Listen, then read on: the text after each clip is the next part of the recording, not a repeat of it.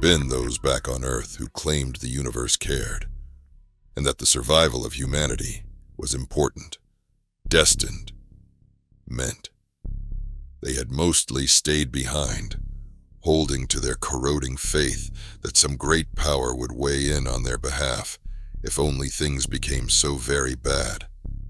Perhaps it had. Those on the Ark ship could never know for sure.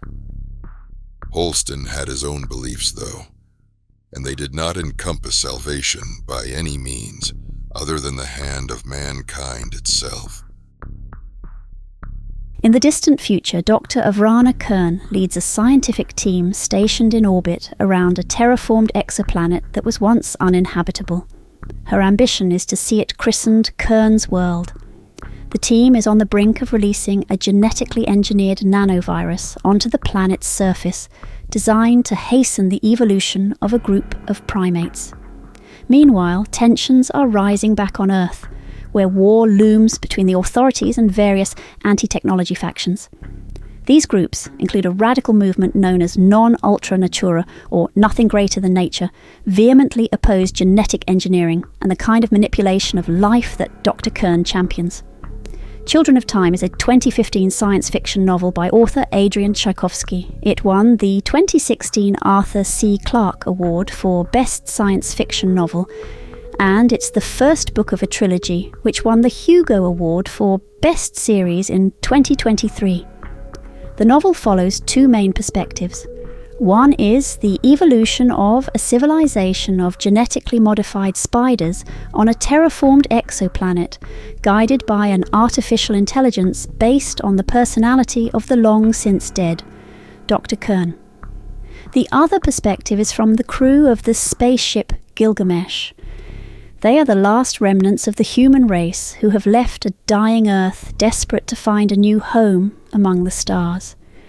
The potential new home they find is Kern's World, which leads to an inevitable conflict between the humans and the super-intelligent spider species. I consider the book to be a work of genius because it explores so many wider issues, as well as being well-written science fiction with satisfying tension, action, and an element of horror. The main protagonist is a female arachnid called Portia. Although she is actually many generations of mother to daughter, the virus causes the arachnids to have a collective memory through time, which seems a stretch, but it works. Some of the political and societal issues are handled really well. There are questions over the morality of conducting scientific experiments on living beings, waging war on other species, and, most interestingly, the gender politics of this alien society. The smaller male spiders are treated as a lower class and are the unfortunate subjects of many brutal experiments. A second protagonist is a male arachnid called Fabian, who over time tries to secure equal rights for males. From the human survivor's perspective, things are far from smooth sailing. There are conflicts between the crew of the Gilgamesh. And let's just say humanity is not putting its best foot forward. The eventual conflict between the humans and the spiders is satisfying, and it includes something that gave me nightmares. A woman is captured by the spiders and kept like a zoo animal inside a giant prison of webs. They decide to keep her alive by bringing food she can eat, and they attempt to communicate with her. Unfortunately, they use their limbs to tap out vibrations which she is unable to understand, and the spiders consider her an idiot. She ends up living the rest of her natural life in that prison, surrounded constantly by large, curious spiders. Life is not perfect. Individuals will always be flawed, but empathy, the sheer inability to see those around them as anything other than people too, conquers all in the end.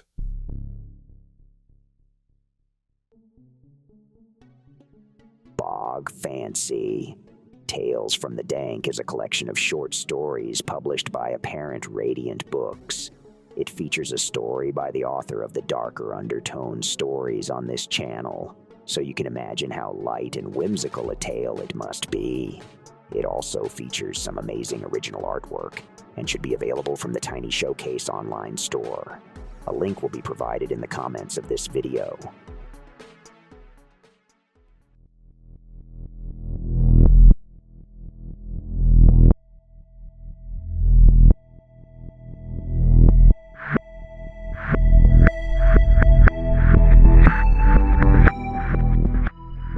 Every concert pianist knows that the surest way to ruin a performance is to be aware of what the fingers are doing. Every dancer and acrobat knows enough to let the mind go, let the body run itself. Every driver of a manual vehicle arrives at destinations with no recollection of the stops and turns and roads traveled in getting there. You are all sleepwalkers, whether climbing creative peaks or slogging through some mundane routine for the 1000th time. You are all sleepwalkers.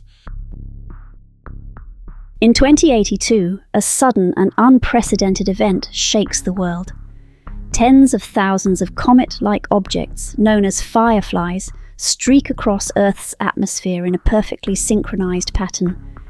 These objects of unknown origin burn up as they descend, while simultaneously emitting a burst of electromagnetic radiation across a vast spectrum. Humanity, caught completely off guard, witnesses this extraordinary event, an unmistakable sign of extraterrestrial intelligence. It is speculated that these fireflies have conducted a thorough survey of the planet in a single sweeping moment. Yet, despite the scale of this celestial display, global politics quickly returns to its usual course. Not long after, a comet-surveying satellite detects a mysterious radio transmission emanating from a comet, later dubbed Burns Caulfield. The transmission is a tightly focused beam, directed to a location far beyond Earth's reach, never crossing the planet's path. This is the first tangible clue to the presence of extraterrestrial intelligence, sparking an immediate response. In a bold effort to investigate, humanity launches 3 waves of missions. The first, a series of light probes, are dispatched for a rapid flyby of the comet. Next, a fleet of more advanced, heavily equipped probes follows. Finally, a crewed mission, the Theseus, is prepared to make the journey, marking the next step in humanity's quest for contact. Is a termite mound a construct? Beaver dam? Spaceship? Of course. Were they built by naturally evolved organisms, acting naturally? They were. So tell me how anything in the whole deep multiverse can ever be anything but natural. Blindsight is a hard science fiction novel by Canadian writer Peter Watts, published by Tor Books in 2006. It was nominated for the Hugo Award for Best Novel. This is one of my favourite books because reading it changed my perspective on reality. Yes, it's a thriller with interesting doomed characters in otherwise normal science fiction territory, but the nature of the gigantic alien artifact and what it means for humanity is profound. The story follows a crew of astronauts sent to investigate a trans-Neptunian object that has been found to be transmitting an unidentified radio signal, followed by their subsequent first contact. The novel explores themes of identity, consciousness, free will, artificial intelligence, neurology and game theory, as well as evolution and biology. Watts plays with horror conventions, ideas of ghosts, and even includes the concepts of vampires, which is strange for a hard science story, but every element has a purpose and they work well. The main theme of the book is the realization that intelligence can exist outside of consciousness. In fact, it can evolve to be much more efficient than the type of human intelligence that we have, which derives a lot from base emotion due to how we evolved. The alien colony, which they dub Rorschach, is seemingly ugly and brutal, but does what it needs to survive with great effect, something that obviously doesn't bode well for our crew of plucky misfits. I particularly like Sarasti, the vampire crew member. In a lesser talented writer's hands, he could have felt silly, but Watts does a great job writing him as both an antagonistic presence as well as a philosophical foil. The main protagonist and narrator, Keaton, comes across as a kind of autistic pragmatist who is difficult to empathise with due to his lack of emotional reactions. He is assigned to Theseus to interpret the actions of the specialised crew and report these activities to mission control on Earth. He comes to realise that the other crew members resent him for his role, seeing him as nosy surveillance. A clever narrative tool to make the reader feel increasingly alienated as the story reveals just how hopeless humanity is in the face of Rorschach's unconscious, unfeeling, super-intelligence. There's plenty of interesting action scenes and moments of terror too. I was fascinated by the multi-limbed alien species that lives on Rorschach.